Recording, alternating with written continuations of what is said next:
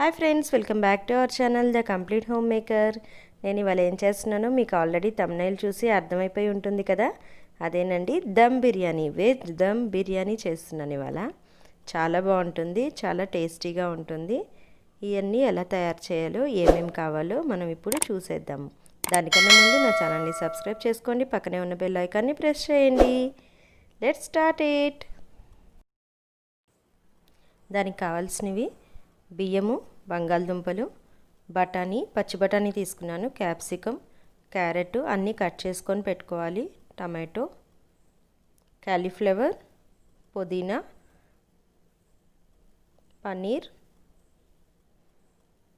కొత్తిమీర, fried onions అండి, fry చేసుకొని ఉంచుకోవాలి ఆయిల్లో, పెరుగు, పాలు, జింజర్ గార్లిక్ పేస్ట్, నెయ్యి కావాలి, పచ్చిమిరపకాయ పేస్ట్, కారము, కుంకుమపువ్వు, పసుపు, నిమ్మరసం, జీలకర్ర పొడి, ధనియాల పొడి, ఉప్పు, గరం మసాలా. ఇవి హోల్ గరం మసాలా అండి, దినుసులు, చెక్క, లవంగం, యాలక్కాయ అని బిర్యానీ దినుసులు ఉంటాయి కదా, అవన్నీ. ఇప్పుడు మనమైతే స్టార్ట్ చేసేద్దాము. ఒక బండిలో ఒక 4 కప్స్ వాటర్ పోసుకుందాము. నేనైతే ఒక కప్కి 4 కప్స్ వాటర్ పోసుకుంటున్నాను, ఎందుకంటే అది బాయిల్ అయిన తర్వాత మనం వడగట్టాలి, ఎసరు తీసేస్తాం కదా, దానికోసమని నేను కొంచెం ఎక్కువే తీసుకుంటున్నాను వాటర్ అంతా పోసేసిన తర్వాత దాంట్లో హోల్ గరం మసాలా వేసుకోవాలి. బిర్యానీ ఆకు, యాలక్కాయ, లవంగం, చెక్క అన్నీ ఉన్నాయన్నమాట, పువ్వు, జాజి పువ్వు, అవన్నీ,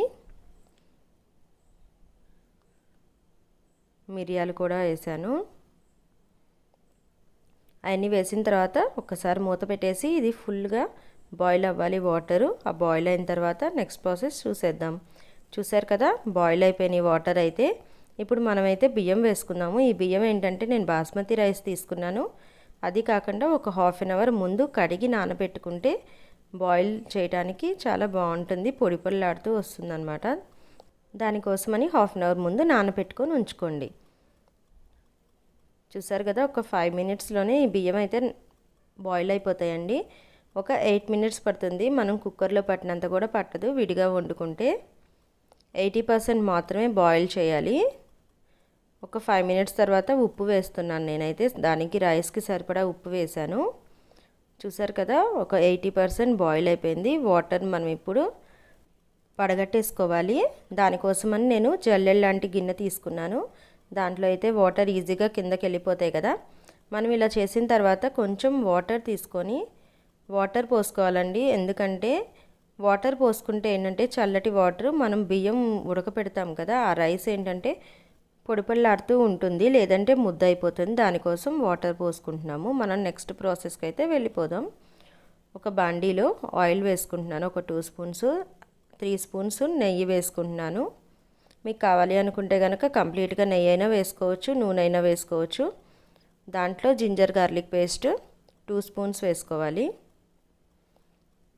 అది కొంచెం బాగా ఫ్రై అవ్వాలి.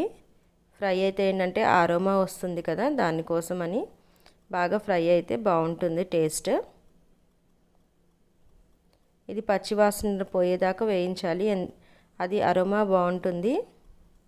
దాంట్లోనే క్యారెట్ వేసేసుకుందాము. అన్ని క్యూబ్స్ లాగా కట్ చేసేసుకున్నానండి ముందే. క్యాప్సికమ్, ఇప్పుడు మనం అన్ని కూరలు ఒక్కొక్కటిగా వేసేసుకోవాలి.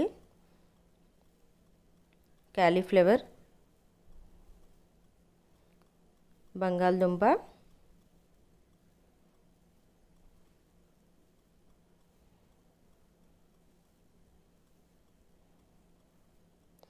ఇవి వేసేసుకున్న తర్వాత ఒక్కసారి కలుపుకుందాము, ఎందుకంటే కొంచెం బాయిల్ అవడానికి టైం పడుతుంది కదా.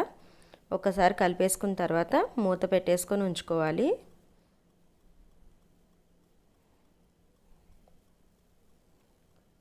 ఒక 5 మినిట్స్ తర్వాత కొంచెం బాయిల్ అయినాయి కదా, ఇప్పుడు మనం మిగతా కూరలు కూడా వేసేసుకుందాము. టొమాటో వేసుకుంటున్నాను ఫస్ట్, దాని తర్వాత పచ్చి బఠానీ.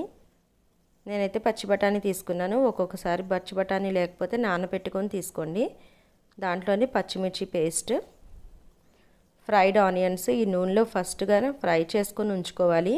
ఫ్రైడ్ ఆనియన్స్ చాలా టేస్టీగా ఉంటాయి దమ్ బిర్యానీలోకి. పసుపు వేసుకుంటున్నాము. ఆ తర్వాత ఇప్పుడు ఉప్పు, గరం మసాలా వేస్తున్నాను. ఇప్పుడు స్పైసెస్ అన్నీ వేసేసుకుందాం. దీంట్లో జీలకర్ర పొడి, ధనియాల పొడి, కారం, పెరుగు, పాలు, ఒక్కొక్కటిగా అన్నీ వేసేసుకున్నాను. మెజర్మెంట్స్ అయితే నేను పైన రాసి ఉంచాను, చూస్తారు కదా. పుదీనా ఏంటంటే నాటు పుదీనా ఉందండి, అందుకని నేను కొంచెమే వేస్తున్నాను, ఫ్లేవర్ బాగా వస్తుంది కాబట్టి. ఇంకొకటి కొత్తిమీర వేసుకోవాలి. మళ్ళీ ఒకసారి అన్నీ కలిపేసుకోవాలి. కలిపేసుకున్న తర్వాత ఒకసారి మూత పెట్టేసుకొని 5 to 8 minutes బాయిల్ అవ్వాలి. అది చూసారు కదా, మ్యాక్సిమం బాయిల్ అయిపోయింది. ఇంకొక 2 minutes బాయిల్ అయితే కంప్లీట్గా బాయిల్ అయిపోతుంది. ఇది కూడా 90% బాయిల్ అవ్వాలండి. వెజిటేబుల్స్ కూడా మనం తర్వాత దమ్ చేసేటప్పుడు ఇంకా 10% అక్కడ బాయిల్ అయిపోతుంది. మొత్తం ఇక్కడే కంప్లీట్గా బాయిల్ అయిపోతే ఏంటంటే దాంట్లో అన్నంలో దమ్ చేసేటప్పుడు బాగా ఎక్కువగా ఉడికిపోతుంది. దానికోసమని లాస్ట్కి పన్నీర్ వేసుకోవాలి. 100 grams తీసుకున్నాను నేనైతే పన్నీర్. నేను ఇక్కడ వేసిన మెజర్మెంట్స్కి అయితే ఈజీగా 4 మెంబర్స్కి సరిపోతుంది. లెమన్ జ్యూస్ మీరు 4 మెంబర్స్కి సర్వ్ చేసుకోవచ్చు.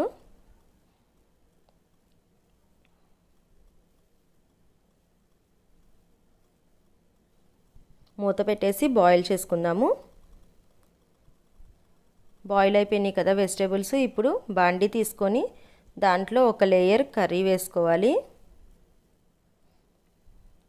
ఒక లేయర్ కర్రీ వేసుకున్న తర్వాత ఇంకొక లేయర్ పైన ఇందాక మనం 80% బాయిల్ చేసిన రైస్ ఉంది కదా, అది బాయిల్ చేసిన రైస్ వేసుకోవాలి.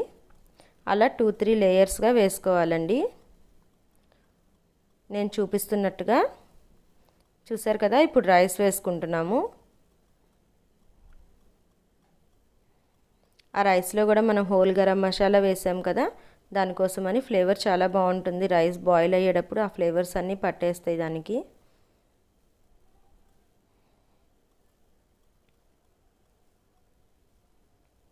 రైస్ వేసిన తర్వాత మళ్ళీ కూర వేసుకోవాలి దీంట్లో.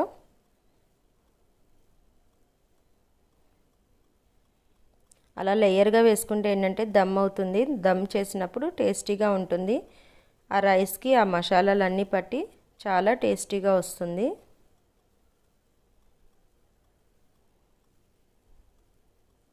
లాస్ట్గా మళ్ళీ నేను రైస్ మొత్తం వేసేస్తున్నాను దాంట్లో పైన.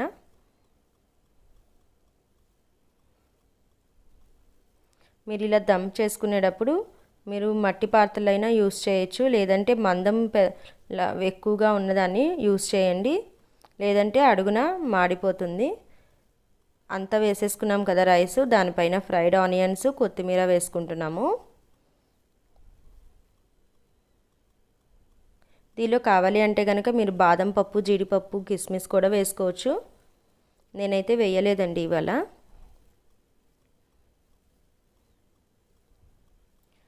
దాంట్లోనే కుంకుమ పువ్వులో నేను వేడివేడి పాలు కలిపాను, అట్లా కలర్ వస్తుంది కదా, అది పైన వేస్తే ఏంటంటే రైస్కు కలర్ వస్తుంది, అంతేకాకుండా ఫ్లేవర్ కూడా వస్తుంది.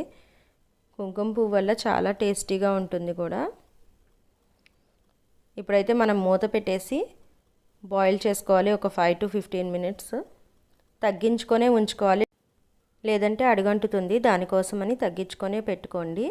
నేనైతే టెప్పర్వేర్ది యూజ్ చేశాను కాబట్టి దానికి పైన బ్లాక్ది వాల్వ్ ఉంది కదా, అది దమ్ చేస్తుంది అన్నమాట. ఇప్పుడు ఒక్కసారి తీసుకొని నెయ్యి వేసుకోవటం మర్చిపోయాను, నేను నెయ్యి వేసుకుంటున్నాను ఒక మళ్ళా. ఆ నెయ్యి వల్ల ఏంటంటే ఫ్లేవర్ బాగా వస్తుంది కదా.